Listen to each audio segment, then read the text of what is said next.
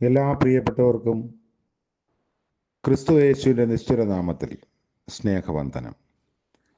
ഇന്നത്തെ നമ്മുടെ ധ്യാനത്തിനായി യെശയ്യാ പ്രവാചകന്റെ പുസ്തകം 54 അധ്യായം 13 വാക്യം. യെശയ്യാവ് 54:13. നിന്റെ മക്കളെല്ലാവരും യഹോവയാൽ ഉപദേശിക്കപ്പെട്ടവരും അവരുടെ സമാധാനം വലിയതുമായിരിക്കും. കർത്താവിൻ്റെ പരിശുദ്ധ നാമം വാഴ്ത്തപ്പെടുമാറാകട്ടെ. യഥാസ്ഥാനത്തിൻ്റെ അധ്യായമാണ് ഈ 54 അധ്യായം നമ്മൾ കാണുന്നത്. കാരണം ത്യജിക്കപ്പെട്ടും നിന്ദിക്കപ്പെട്ടും വ്യസനപാത്രമായും ഇരിക്കുന്ന ഒരു സ്ത്രീയോട് സംസാരിക്കുന്നത് പോലെയാണ് ഈ അധ്യായം എഴുതിയിരിക്കുന്നത്. ഏകാകിനികൾക്കുള്ള അധ്യായമായി ഇതിനെ വിശേഷിപ്പിക്കാം. കർത്താവ് വ്യക്തി ജീവിതങ്ങളോട് ഇടപെടുന്ന അവസ്ഥ 1 വാക്യം മുതൽ 9 വാക്യം വരെയുള്ള ഭാഗങ്ങളിൽ നമുക്ക് കാണാം.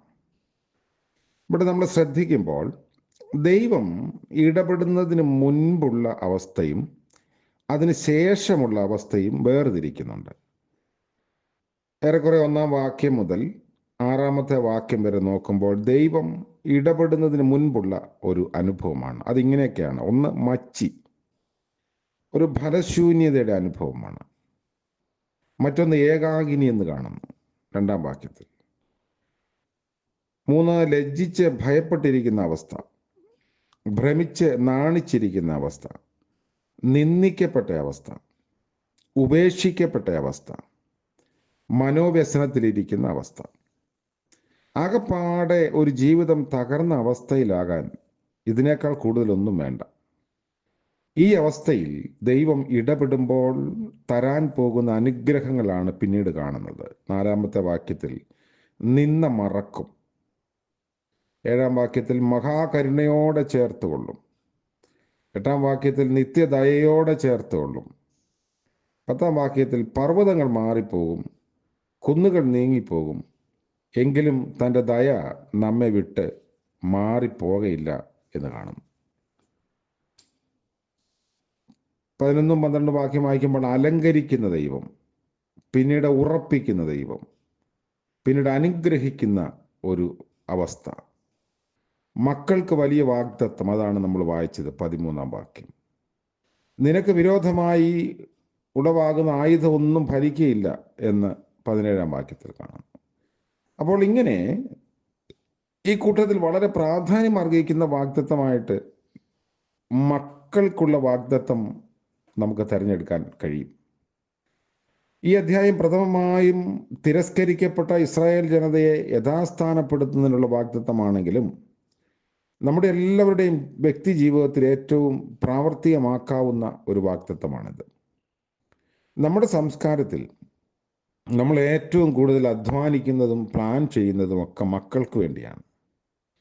നമുക്ക് നമ്മുടെ മക്കളെക്കുറിച്ചുള്ളത് വലിയ സ്വപ്നങ്ങളാണ്. അവരുടെ വിദ്യാഭ്യാസത്തിന് വേണ്ടി എന്ത് ത്യാഗം ചെയ്യാനും നമ്മൾ ഒരുക്കമാണ്. പണം മുടക്കി മികച്ച അധ്യാപകരുടെ ക്ലാസ്സുകളിൽ ചേർത്ത് പഠിപ്പിക്കാൻ നമ്മൾ ശ്രമിക്കുന്നു. ഇവിടെ ദൈവം പറയുന്ന കാര്യം യഹോവയാൽ ഉപദേശിക്കപ്പെടാനുള്ള ഭാഗ്യം നിന്റെ മക്കൾക്കുണ്ട് എന്നതാണ്. യഹോവ സകല ജ്ഞാനത്തിൻ്റെയും ഉടയവനായ സർവജ്ഞാനിയാണ്. ജ്ഞാനത്തിൻ്റെയും പരിജ്ഞാനത്തിൻ്റെയും നിക്ഷേപങ്ങൾ അവനിൽ ഗുപ്തമായിട്ടിരിക്കുന്നു. അവിടുന്ന് ആലോചനയിൽ അതിശയവും ജ്ഞാനത്തിൽ ഉത്കൃഷ്ടതയുമുള്ളവൻ. തൻ്റെ ആത്മാവ് ജ്ഞാനത്തിൻ്റെയും വിവേകത്തിൻ്റെയും ആലോചനയുടെയും ബലത്തിൻ്റെയും പരിജ്ഞാനത്തിൻ്റെയും യഹോവ ഭക്തിയുടെയും ആത്മാവാണ്. ഇത്ര ശ്രേഷ്ഠനായ ഒരു ഗുരുവിൻ്റെ അഭ്യസനം കുഞ്ഞുങ്ങൾക്ക് കിട്ടിയാൽ പിന്നെ മറ്റൊന്നും വേണ്ട. എപ്രകാരമായിരിക്കണമോ, എപ്രകാരം ചിന്തിക്കണമോ, എപ്രകാരമൊക്കെ ഇടപെടണമോ എന്നൊന്നും ഓർത്ത് നമ്മൾ പിന്നെ വിഷമിക്കേണ്ട കാര്യമില്ല. എങ്ങനെ ഒരു വ്യക്തി പൂർണ്ണനാകണമോ അതുപോലെ തന്നിൽ ആശ്രയിക്കുന്നവരെയും താൻ ഏറ്റെടുക്കുന്നവരെയും ആക്കി തീർക്കാൻ മതിയായ ദൈവമാണ്. ഇനിയും ഇതോടൊപ്പം ഒരു ബോണസ് സമ്മാനം ആയിട്ടുണ്ട്. അതായത് അവരുടെ സമാധാനം വലിയതായിരിക്കും. അറിവ് വർദ്ധിപ്പിക്കുന്നവൻ ദുഃഖവും വർദ്ധിപ്പിക്കുന്നു എന്ന് ശലോമോൻ പറയുന്നുണ്ട്. സഭാപ്രസംഗം 1-ാം അധ്യായം 18-ാം വാക്യത്തിൽ. എന്നാൽ നമ്മുടെ ദൈവത്താൽ അഭ്യസിക്കപ്പെട്ടവർക്ക് വലിയ സമാധാനമാണ് വർദ്ധിച്ചു വരുന്നത്. ഈ സമാധാനമുള്ളവർക്ക് കോപമില്ല, അസൂയയില്ല, കുറ്റബോധമില്ല, മത്സരമില്ല, വാശിയില്ല, പകയോ ക്രോധമോ വിദ്വേഷമോ ഒന്നുമില്ല. നമ്മുടെ കർത്താവ് ഭൂജാതനായപ്പോൾ ദൂതന്മാർ പാടിയത് അത്യുന്നതങ്ങളിൽ ദൈവത്തിന് മഹത്വം, ഭൂമിയിൽ ദൈവപ്രസാദമുള്ള മനുഷ്യർക്ക് സമാധാനം എന്നാണ്. സമാധാനം അനുഭവിക്കുന്നത് ദൈവപ്രസാദമുള്ളവരാണ്. അതുകൊണ്ട് സങ്കീർത്തനക്കാരൻ പാടി, ഞാൻ സമാധാനത്തോടെ കിടന്നുറങ്ങും, യഹോവ എന്നെ താങ്ങുകയാൽ ഞാൻ ഉണർന്നുമിരിക്കുന്നു.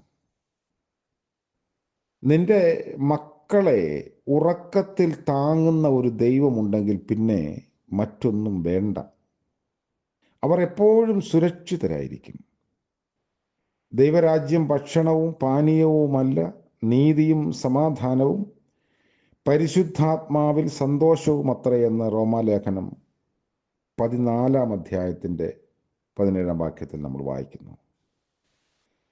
സമാധാനത്തോടുകൂടെ അവർ നീതിയും പരിശുദ്ധാത്മാവിൻ്റെ സന്തോഷവും അനുഭവിക്കുന്നു. ഈ വലിയ സമാധാനത്തെക്കുറിച്ചാണ് നമുക്ക് ചിന്തിക്കേണ്ടത്. കാരണം സമാധാനമില്ലാതെ ഭാരപ്പെടുന്ന മക്കളും ആ മക്കളെക്കുറിച്ച് ഭാരപ്പെടുന്ന മാതാപിതാക്കളും ഇന്നൊരു വലിയ നേർക്കാഴ്ചയാണ് നമ്മുടെ സമൂഹത്തിൽ. എന്തുകൊണ്ടാണ് ഇങ്ങനെ സംഭവിക്കുന്നത്? ക്രിസ്തീയ കുടുംബങ്ങളിൽ പോലും കുഞ്ഞുങ്ങൾ മാതാപിതാക്കളുടെ ആഗ്രഹത്തിനനുസരിച്ച് അല്ലെങ്കിൽ ദൈവഹിതപ്രകാരമോ ദൈവവചനത്തിന് അനുസരിച്ചൊന്നും ജീവിക്കാതെ വ്യതിചലിച്ചു പോകുന്ന യാഥാർത്ഥ്യമുണ്ട്. അവരെക്കുറിച്ചുള്ള ഭാരം മാതാപിതാക്കൾക്ക് വലിയ ഭാരമാണ്. ഒരു നല്ല ഗുരുവിൻ്റെ അരികിൽ ശിക്ഷണം ലഭിക്കുന്ന കുഞ്ഞുങ്ങൾ എങ്ങനെ ജ്ഞാനമുള്ളവരായിത്തീരുന്നു എന്നതിനേക്കാൾ ഉപരിയായി ദൈവത്തിൻ്റെ പരിജ്ഞാനത്തിൽ വളരാൻ കുഞ്ഞുങ്ങൾക്ക് കഴിയുമ്പോൾ തീർച്ചയായും അങ്ങനെയുള്ള കുഞ്ഞുങ്ങളെ ഓർത്ത് മാതാപിതാക്കൾക്ക് പിന്നെ ദുഃഖിക്കേണ്ടി വരില്ല. അവരുടെ ഉള്ളം യഹോവയാൽ ഉപദേശിക്കപ്പെട്ട ഉള്ളമായിരിക്കും. അതുകൊണ്ട് വലിയ സമാധാനം ലഭിക്കും. ഇതൊരു വലിയ വാഗ്ദത്തമാണ്. ഇന്ന് സാധിക്കാതെ പോകുന്ന ഒരു സംഗതിയാണ്. അതുകൊണ്ട് ഈ ദൈവവചനത്തിൻ്റെ അടിസ്ഥാനത്തിൽ നമുക്ക് നമ്മുടെ മക്കളെക്കുറിച്ച് പ്രാർത്ഥിക്കുന്നതിനും വരും തലമുറകൾ ഈ നിത്യസമാധാനത്തിൽ വസിക്കുന്നതിനും യഹോവയാൽ ഉപദേശിക്കപ്പെട്ടവരായി മാറുന്നതിനുള്ള കൃപ ലഭിക്കണമേ എന്ന് പ്രാർത്ഥിക്കണം. ഇങ്ങനെ ഉപദേശിക്കപ്പെട്ട മക്കൾക്ക് ലഭിക്കുന്ന സമാധാനം ഏതൊക്കെ വിധത്തിലാണെന്ന് നമുക്കിനിയും തുടർന്ന് അടുത്ത ധ്യാനത്തിലൊക്കെ പങ്കുവയ്ക്കാം.